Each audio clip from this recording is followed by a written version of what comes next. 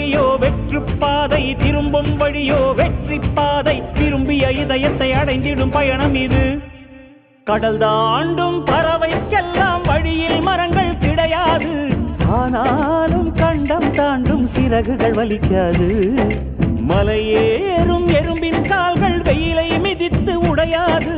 மனதோடு காதல் வந்தால் மனிதா தடையேது.